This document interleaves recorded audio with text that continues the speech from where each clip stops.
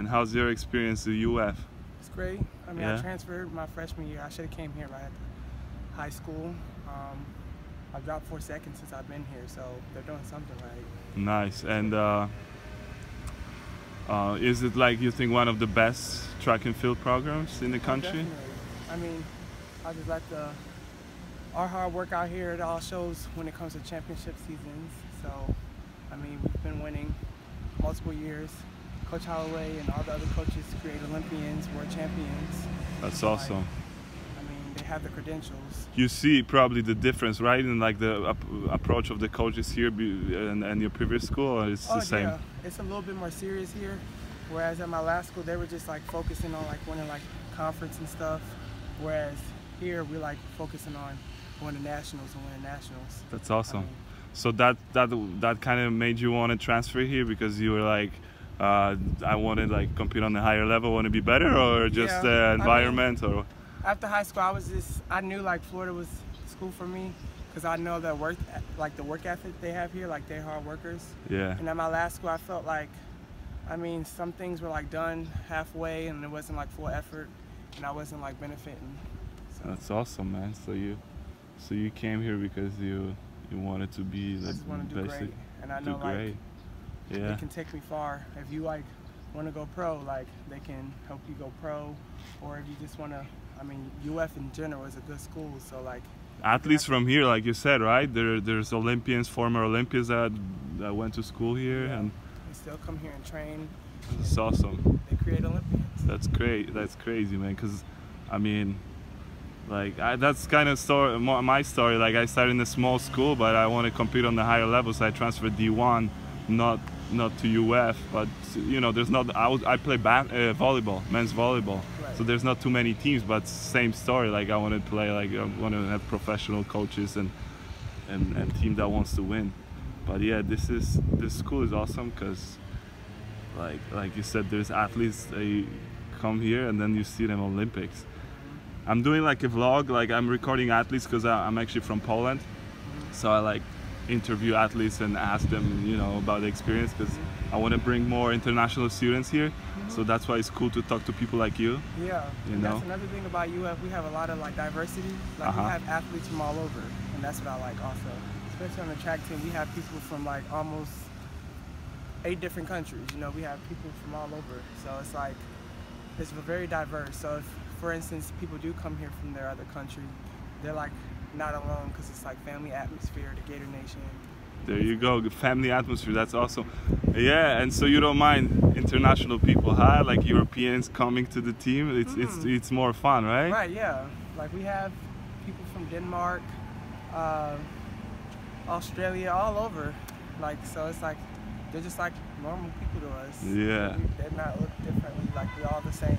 Yeah, it's crazy, man, because I mean, it's not easy, you know, it's not easy to come, but once you adjust, like, the first few months is hard, you know, like different culture, different, it's way different here, to be honest with you. I'm coming from Poland, man, like the culture, I mean, you were born here, so you don't really understand it, but if someone comes from, like, where I was born, people are different here. So at first you're like, what the hell is going on? Like, why is everyone so outgoing, friendly? Yes. But then you adjust to it. Yeah. So, yeah, but like you said, I agree. It's like a family atmosphere, and you guys are friendly. Like American athletes, I think are really friendly. They like having some European person on the team. Yeah, like I said, diversity. There you go. There you go. So how's the season, man? When do you start? We start in January indoor, and that can last all the way to, it's award year this year, so it can last all the way up to like August, honestly. January indoor. What about outdoor? So January is indoor is from January to March, and then outdoors from March, and can last, well, nationals ends in June, but if you make, like, let's say for instance you want to go to USA Championships to go for a world team, that can last all the way up to August or October, something like that, one of those months. Damn. How many scholarships they have in like a track and field? Yeah, I mean, since it's like Title IX, I think, so for guys we don't get as many full scholarships as the women's side, but...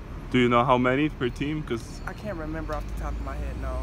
And women get more, you said? Yeah, women, they get more scholarships on their side because I think the rule is called Title IX, where it's like it's less women's teams here at UF. I mean, there's a lot, but like, whereas football, let's say football, we have more. I think we have more male sports. So like football and stuff, they take up a lot of this. There you go. That's what I was kind of telling people.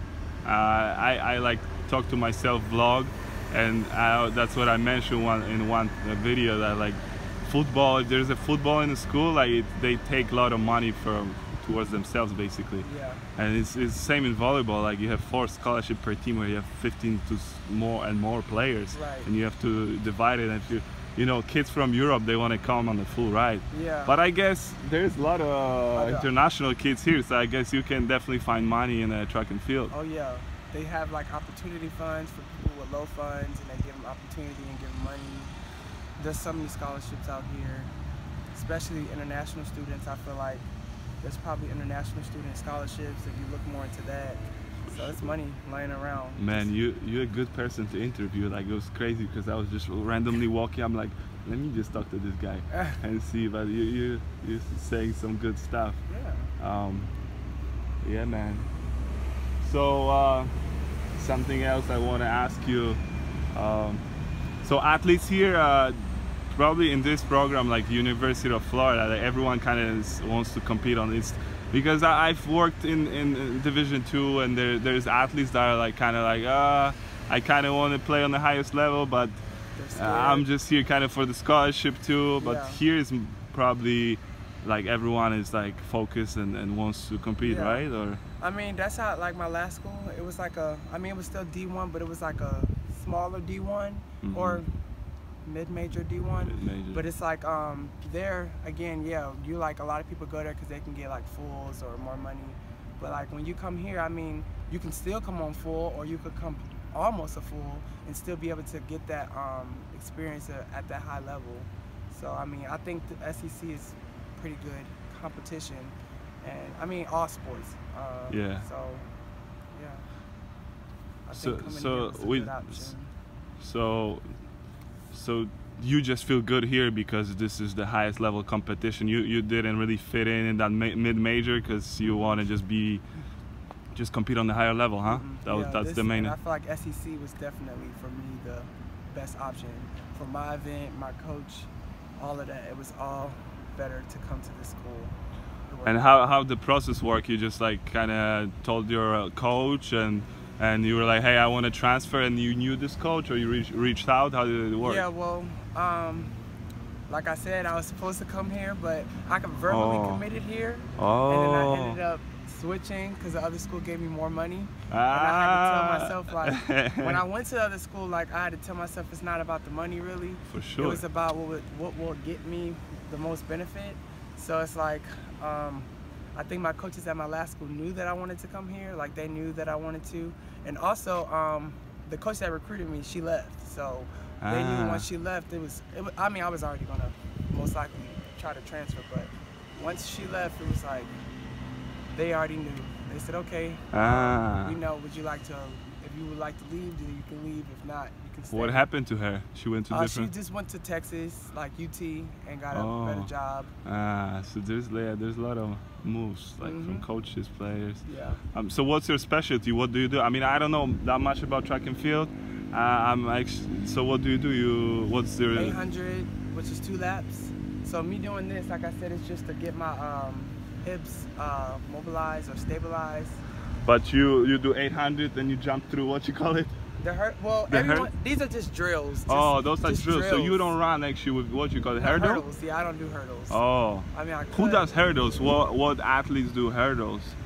Is there specific like tall athletes or? Nope. Height doesn't matter. Yeah. There's shorter guys who've done hurdles and been successful. But on the guys side, like you got Grant Holloway, you got Corey Poole. I think those are the only ones I can think of. We have some new freshmen coming in or transfers coming in that does hurdles. On the women's, you have a lot like Brandy, Destiny, like a whole bunch of girls. Like, it's a lot of people that does hurdles actually. It's crazy, man, because me, like, being in Europe, always watching, like, Polish athletes are pretty good actually in track and field, like, you know, like world champs, and everyone follows it, everyone watches it, but always like American athletes, like you guys would dominate like those short distance, like you would always see like jacked American guys. That actually women, man, 400, 200, 100, like America is, I feel like you guys are like the best in that. 100% actually, 100%. I don't know. And they all come from colleges, right? They all go to college, and then so what if you want to go pro, like after college in track and field? You can still train here with your college coach. Yeah, but how does it, like you gotta, there's like a, what, they're all under a US national team, or they have like a contract, like they get a contract with like Nike or Puma, New Balance, someone, and under your contract you like, you know, you get a coach, you pay that coach, you work out here, have different schedules.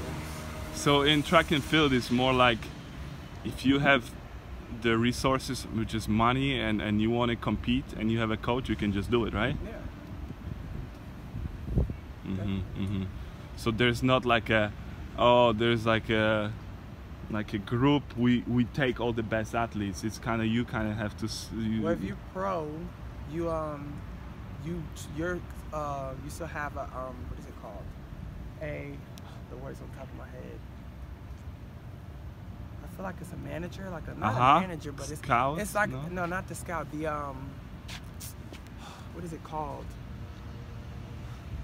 I can't think of the word, but it's like your manager basically, and they're in control of like scheduling out your meets and whatnot. But for college, obviously, like championship season, you can only enter so many people per event, and of course, coach, depending on how the year goes, decide who goes to the track meet or not. That's how that goes. So there, you said there's past athletes from here that are like went to Olympics. Yeah. Oh yeah, world champion leaders. Yeah. It's crazy. Karan Clement, he's a hurdler, won Olympic gold medalist. He's still training here. Cara Jefferson, collegiate record holder. She's went to USA's and ran at Worlds on a relay. So many people. Eric Fudge, like, I could just name. That's awesome. It's kind of crazy because, like, you know, like a kid from Europe, you come here and, you know, to be honest with you, any type of athlete can come here and compete. Maybe not in schools like this, but there's so many like different schools. Like if you're an average athlete, you can come here on scholarship, get a scholarship, and get that experience.